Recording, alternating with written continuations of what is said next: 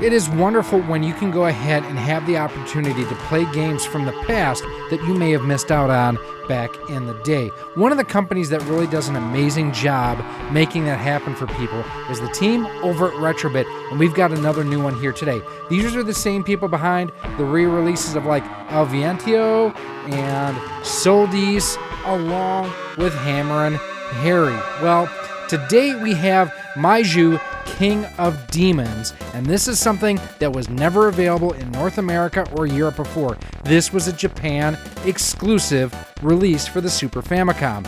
This is exciting that we have this to talk about here today. It's a game I've honestly not heard of myself, and that's again one of the great things about these re-releases. You get introduced to games that may be 25, 30 years old, that to you, it's a new game.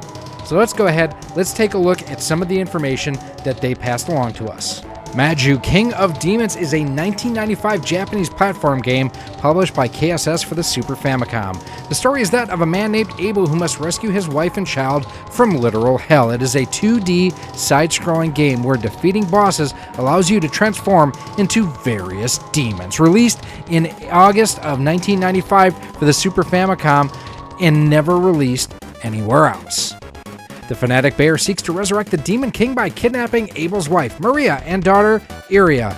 With their sacrifices, a revived Demon King would run rampant throughout the world. To rescue his family, Abel must venture into the world of demons alone. No blankie or nothing, with almost no possibility of success. Upon entering, he is beset by strange creatures, and eventually, he begins to change. He is transformed and roll out into a demon. Now, this is one of those games I love when Retrobit comes out with these, because if you went to go buy an original copy right now, loose, you're looking almost $200, $180 as of this recording on price charging. Complete box, yeah, $550.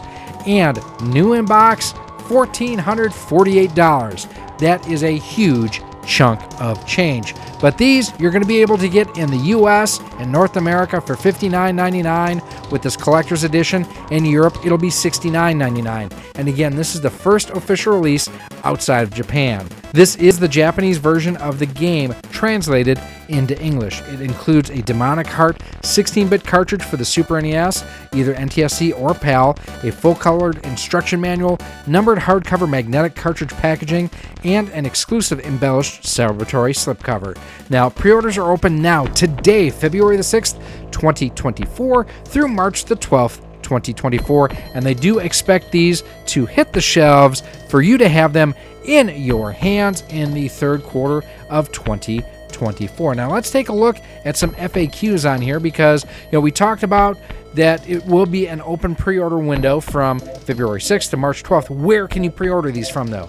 In North America, Rondo Products, formerly CastleManiaGames.com, and Limited Run Games. You can also get them in Europe at Spell and Sant, Dragon Box Shop, and Strictly Limited. How many are going to be made? Well, that depends on how many of you out there pre-order. See, they like to produce as many as pre-order, plus a little bit more, just to make sure that local stores and shops and things like that have some on hand. So if 5,000 people pre-order them, they're gonna make a little bit more than 5,000. If 2,000 pre-order, a little bit more than 2,000.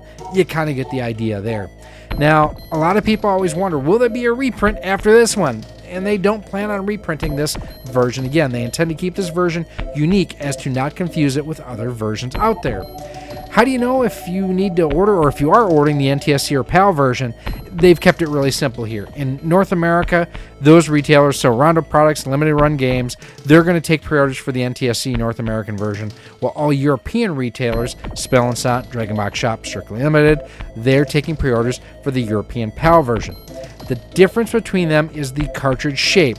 None of the contents of the game change, nothing in the box changes. It is literally just the cartridge shape. So the PAL consoles run at a displayed 50 Hz, while the NTSC runs at 60. And that's important. That's console, not necessarily cartridge, and we'll talk about the cartridge here in a second. And Retrobit utilized a talented programmer who is credited for his work in this translation. They do not utilize any existing script or work, and it has been reviewed by the Retrobit team along with Soft Garage. Is it region free? Well, the region will each region will have its own version. So again, US, North America, and Europe, different cartridges there. The North American retailers will get the NTSC U Super NES versions, and Europe will get the PAL Super NES versions. This is, again, just due to the shape of the cartridges being different between both regions. One of the cool things that Retrobit does is they're very diligent to make sure that their circuit boards come with the correct 5-volt chips and beveled gold contacts to ensure no cartridge slot on any console is ever damaged by using one of their games.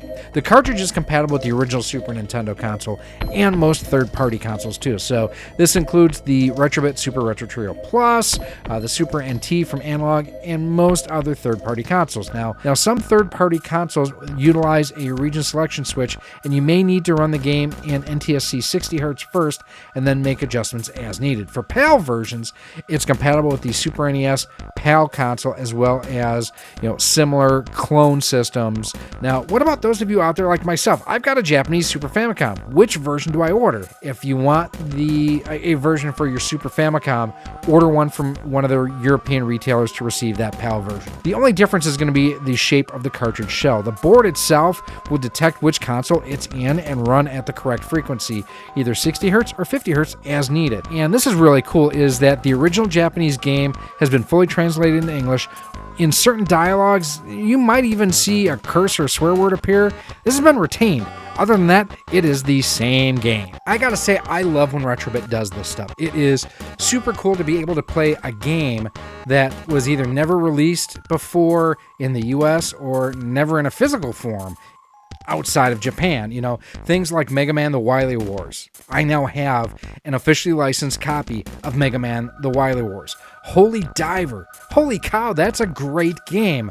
And other games that are just, silly expensive to collect for now that I've been able to add to my collection. Metal Storm, another one that they have done that I absolutely love. And the care and detail that they put into these things to make sure they are not negatively affecting the collector's market.